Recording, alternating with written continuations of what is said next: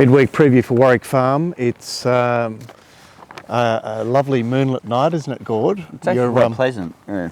You're full of food and you're full of form. We just had some of the most beautiful Japanese I've had in a long time. I love sashimi. It's light, healthy, and hopefully counteracts the other vices I have in my life.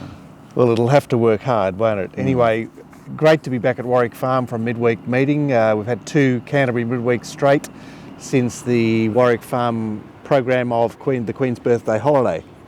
The rail goes out to the 5 metre position after being in the true position on that day, and it's get forward and on pace. So you still want to be wide, you still want to draw wide, but you actually want to be up there rather than back square. Race 1, a 2-year-old maiden over 1400 metres, and our favourite is the Waterhouse, or the Gaybot Novero at $2.75. $5 Morzuna from Snowden McAvoy, $7 Animalia and Stone, stablemates from the Beedman, soon to be Cummings Yard. $7.50 is Arlick, and next best is $13 Jarrett, $17 Dunatun with Bowman on board. Novero will obviously seek out the lead here. He's up from 1100 to 1400 and drawn the leader's gate. Morzuna pokes through from her inside gate. I'd suggest that Dunatan, Jarrett and Animalia are on speed. 1100 to 1400 this favourite, Gord, and... Well, it's more than that as well, because the horse that won the race was tailed off last, fenced through and just got there. So I was putting the pox on that form. Yeah, it's a funny looking I'm confused, thing. Yeah. Well, look, you're stamping these types of horses at Warwick Farm, particularly with the rail out 5, from the leader's gate, you know where they're going to be. But I said 7 to 2 in the end, not 7 to 4, which is what the market has opened. Yeah. Certainly, he's a key runner. Have you got something to add to this mix here? This is just a sneaky suspicion and a little bit of information that number 1, Alec, is going to run a very good race tomorrow.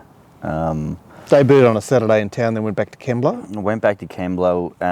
It's been ridden by Brock Ryan, Kay Latham, who's riding it tomorrow, Juice Schofield. That's the good Glen or bad Glen? Well, that's the go-to for David Payne, isn't it? Yeah. I'm assuming that this horse is going to be running a very good race tomorrow, and my only query about that form, Gord, is of course the horse that won that race, Victory in Paris, Billy Prain, started 100 to 1 in her city run prior to that. That's fine. You've got Cormer there, who he's got some city credentials. Well, prices or something like that. Yeah. For me, it just smells of a David Payne setup. You better release what the David Payne setup is. I don't know whether I really want to. Right, but it could have something to do with 2-year-olds. Yes. Yeah, right. Yeah. Everybody out there will be able to recognise it, maybe. Okay, that's an interesting prognostication, because I really do think that the favourite, whilst a genuine chance, is a little too well found in the market. Scorn on Morzuna, who raced at the Warwick Farm, the most recent Warwick Farm meeting. She was forward in a slowly run race on the speed and was just a run. And I thought going back into the gate 2 there wouldn't assist her. So I've got a question there, because there's form round Lipizan, which came out and won on Saturday. So you just... Well, but she just sat on the rails there in the Lipizan race, so she didn't really do anything. Okay, well, compare the runs of Animalia and Morzuna in the race the other day. Animalia was first up, Morzuna was having her second start. I thought that Morzuna was given a chance to show her wares. Animalia was hard nailed to the fence, which was inferior ground all day, and gets the barrier switch. Good point. Ty Angland he may not be the number 1 Beedman rider, the number 1 Godolphin rider, but he's the go-to Godolphin rider. Thank God for Kennedy today. Otherwise known as, his horse's name starts with S, but ran second. Kennedy ran third in that race at Rose Hill. Oh, Jesus. Did I get it completely wrong, did I? Bloody hell. Who do we back today? Not Siegfried, what's his name? Schubert.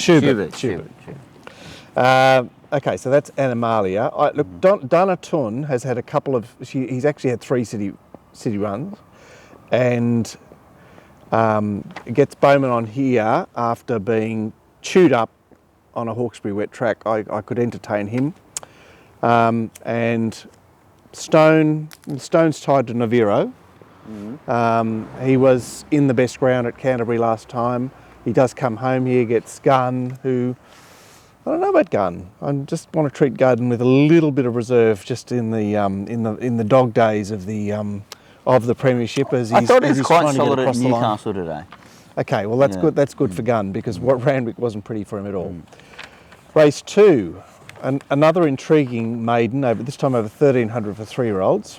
$2.60. The beaten odds-on favourite last time, Tivoli Street. $4 Star of Monsoon. $5.50 Dahul.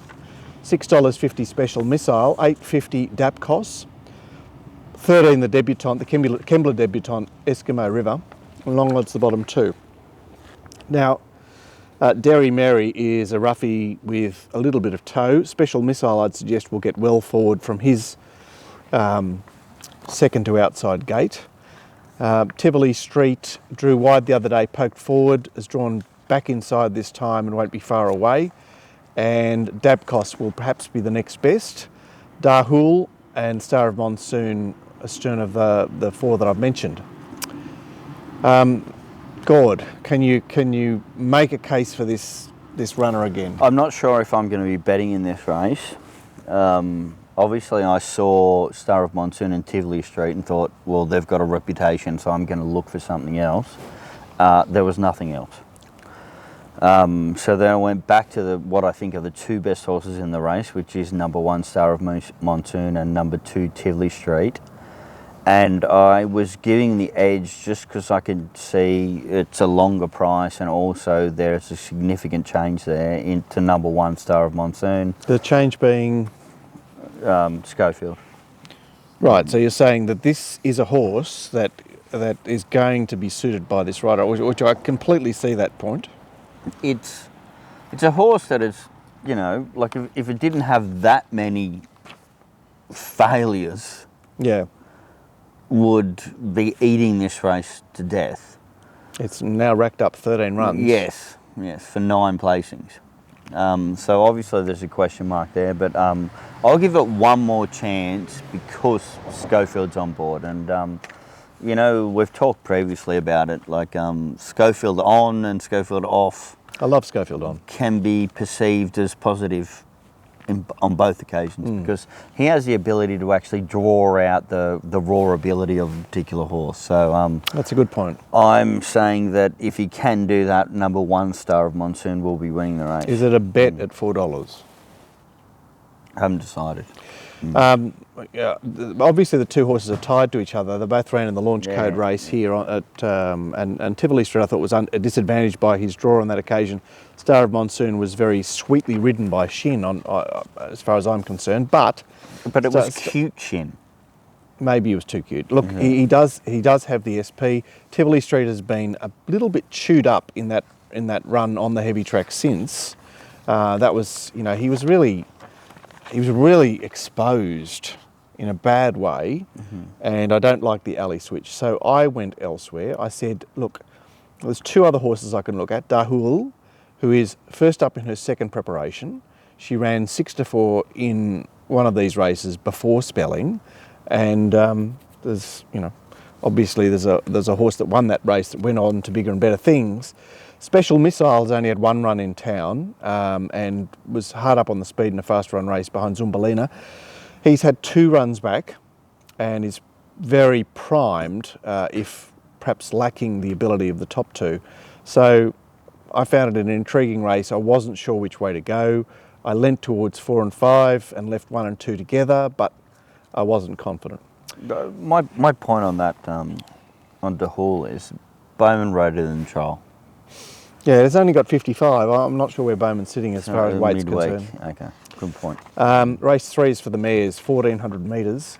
$3.90 favourite, all in the reflexes. $4.80 Queen Misty. $5.50 7th Chic. $6 No Interest. $7 Tennessee Hussy. $8 Little Miss Brown. $13 Heir Apparent. and $21 a roughie that you've had an association with, Gord, Frisky 1. Yes. Now, I sort of got excited and then I didn't get excited. The speed here is from gates 1, 2 and 3. So All in the Reflexes looks the leader from gate 2. O'Hara retains the ride, unfortunately. Heir Apparent led them in a slowly run race last Thursday at Broadmeadow and is on a 6-day backup. She gets forward. And Tennessee Hussey, who'd have thought it, but she's been racing forward of late as well. She's in gate 3 for Abdullah. The others are designated back markers. Perhaps 7th Chic could push forward, but it's a race with not a great deal happening in terms of the pace, and for that reason I was prepared to reluctantly to go to All in the Reflexes again. Raced on the speed in a Saturday race last time, that's 11 days ago. She was well backed on that occasion. She was quite a good run in the race, won by No Interest 2 starts back, who looks a danger again. And perhaps Little Miss Brown, who was flattered, I thought, by the way the track played at Canterbury, but has a little bit of, well, she's much fresher than some of the others. Do you want to stake a claim here? I was confused. No Interest, you walked away from Canterbury saying that was a great run. Yes, and All in the Reflexes comes back from Saturday Metropolitan, taking a forward position to Wednesday Metropolitan, which is always a massive tick for me. So I'm And what about the rider? interested in that. Well, it's the same rider, so I can't give negative or positive. I've just got to stay neutral on it. Yeah. Of course, I would love a different rider, but Okay. you know. Yep. I can handle that. I am interested in the fact that Tennessee Hussey has been ridden by some inexperienced girls and now has Brenton on board. That's interesting to me, but I probably won't be betting in the race, but the one I might entertain, because it just does freakish things late, is number 11, Frisky 1. Well, walk us through the run, which I know you paid great attention to last start at Dubbo. First start blinkers off that day. Yeah, and just I was suggesting that it could have won the race if the jockey understands the way the horse is. I'm saying no weight now, aggressive out of the barriers, and finally we have a proper jockey on. So I'm saying this is a horse with quirks. You want a senior strong rider on it. Sorry, just recapping. What did the rider do wrong on it the other day? Well, I thought he didn't need to actually save ground and ride it cute. You either are aggressive to begin with, which he wasn't, or you actually just try and pull widest as all possible and try and mow down the outside. So he didn't put it in the race, and then he didn't put it in the race. Yes, yeah. Like it's a very poor standard race. I just get like when you see the last 200 metres that this horse actually does, it's kind of like. Yeah, you just want to see it in a position to feature at the 200 metre mark.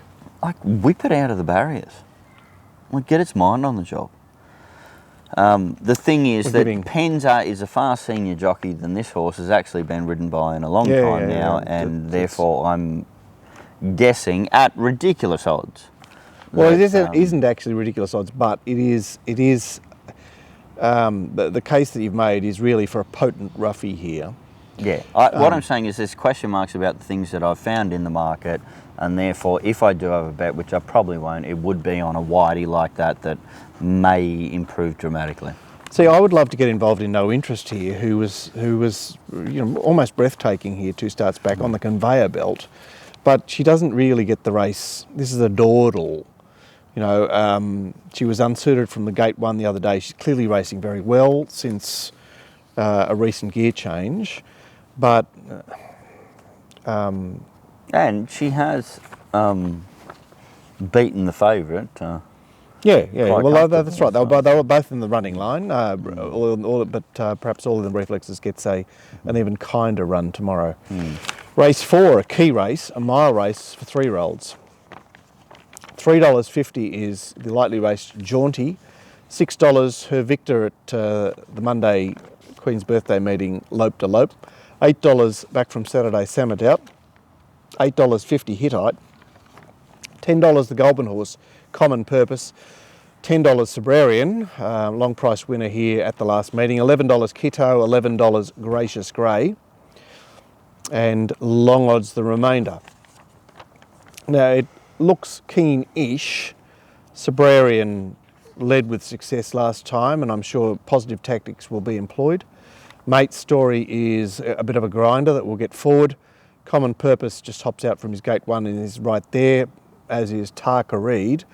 But perhaps Samadoubt will be more urgent with blinkers back on from a wider gate. What do you reckon? I'm hoping, because I'm quite keen on number 1 Samadoubt. It's one of these rare occasions where I like seeing the jockeys being on the things with big weights because I don't care, but we're talking about stable intent, and stable intent to me by the booking of, what's that bloke's name? Jean Van Overmeer, would be that they actually are going forward. I've mentioned it previously, I love horses coming out of decent standard races that take forward positions in weaker fields. This is significantly weaker. This horse has gone from barrier 3 to barrier 11, golden switch yet again. It's long odds at the moment. If they are, it's so map orientated. If they decide to take a sit, it's got none, I'd say. But well, a sit, like a 1 out 1 back sit would be okay. Okay, yeah. I think it's a fantastic tip, Gordon. I really think that you've covered a lot of angles with this particular runner, because he's crying out to run a race under sympathetic circumstances, and he can really put himself in the race tomorrow. We'll just get Glenn to go over and go up to Baker and say, mate, make sure you leave. Well, and Baker's he's not an unaggressive trainer. I don't. There's nothing wrong with us actually giving them a heads up. We've backed this thing, go forward. Yeah, I think there are a few numpties here. Kitto has shown himself up. Sabrarian, I think, got lucky the other day. Lope to Lope is a filly that returned well. Mate's Story had a very tough run the other day. Hittite's a bit of a bludger as far as I'm concerned. Gracious Grey is overachieving this preparation. Common Purpose has, seems a strange decision to suddenly bring him now. Just keep whacking away at breaking the maiden, and then we'll be straight to town.